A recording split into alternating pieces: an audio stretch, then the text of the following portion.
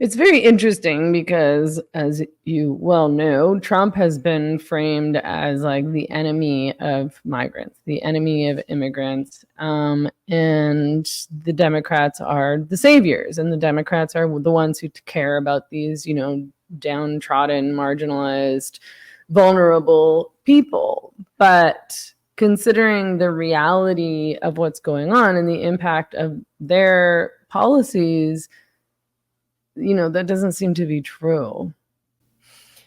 Yeah, I spoke with one woman who saw. I mean, she told me some stories about some of the children that she saw come through one of the ORR run shelters. She was volunteering at a shelter in California as well back in 2021. And she said that, she came to the conclusion that these kids are so much better off in their countries of origin, with surrounded by their family, Mm-hmm. safe than they are, making the, you know, terrific journey to the border, crossing the border, and then coming to a country where they know next to nothing, and potentially ending up in the hands of someone who doesn't have their best interest at heart.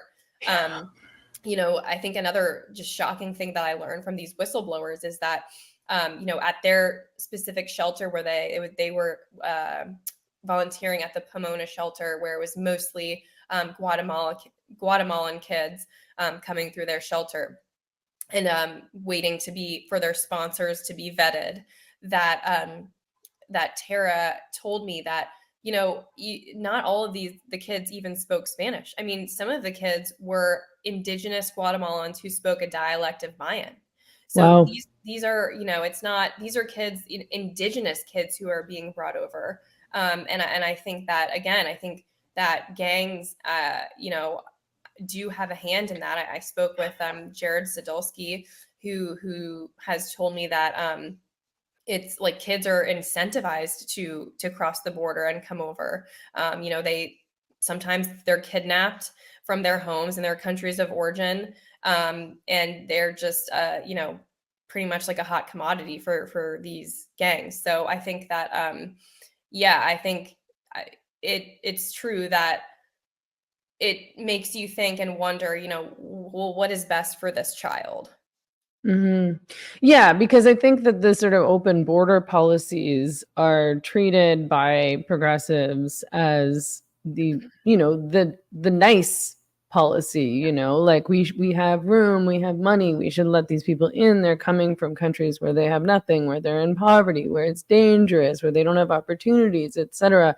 And those arguments have made sense to me for most of my life. Like I'm sort of reconsidering the border and immigration policies only recently as somebody Mhm. who was, progressive for most of my life.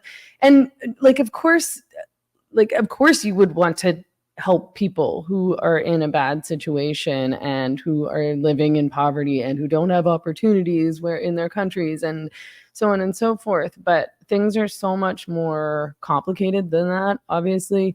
um I wonder why the Democrats opened up the border. What was the incentive there? Again, question of the century. I mean, you'll hear obviously it's to, establish a new voter base, and that certainly, may be true. It's hard for me to speculate. I'm not really sold on that theory. That might be, maybe they're playing the long game. That could be true. I have heard that, they're speeding along, migrants getting legal documents across some states.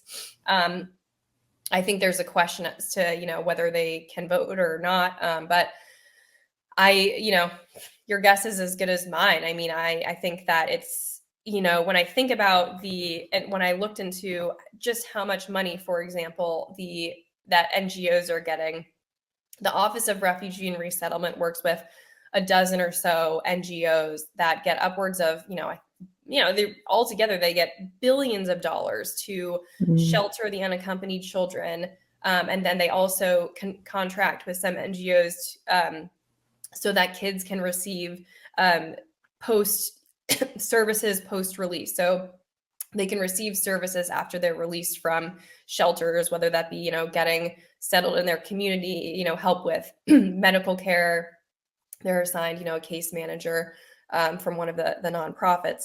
And in seeing the amount of money that is just pumped through these NGOs, and just seeing how their executive leadership salaries have gone up, I mean, that to me screams it's a business.